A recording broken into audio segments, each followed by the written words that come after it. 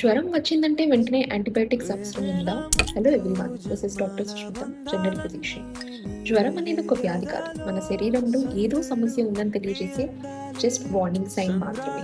చాలా జ్వరాలు viral infections వల్లనే వస్తాయి. జలుబు, ఫ్లూ, డెంగ్యూ, కోవిడ్ ఇలాంటివి మరెన్నో. సో వైరల్ జ్వరంలో యాంటీబయాటిక్స్ అనేవి పనిచేయవు.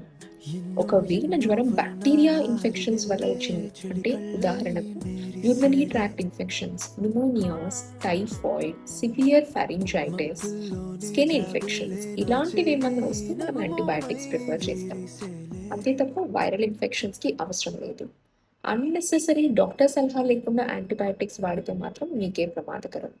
సో యాంటీబయాటిక్ రెసిస్టెన్స్, ఐబిఎస్ ఇలాంటి మరికొన్ని సమస్యలన్నీ యాంటీబయాటిక్స్ వల్ల రావచ్చు. సో గుర్తుంచుకోండి, జ్వరం అంటే యాంటీబయాటిక్స్ వాడడం కాదు. బ్యాక్టీరియల్ ఇన్ఫెక్షన్ ఉందా అని కరెక్ట్గా డాక్టర్ నుంచి తెలుసుకొని మాత్రమే యాంటీబయాటిక్స్ వాడండి. ఇలాంటి మీకు సమాచారం కోసం మా ఛానల్ని ఫాలో అవ్వండి. Thank you.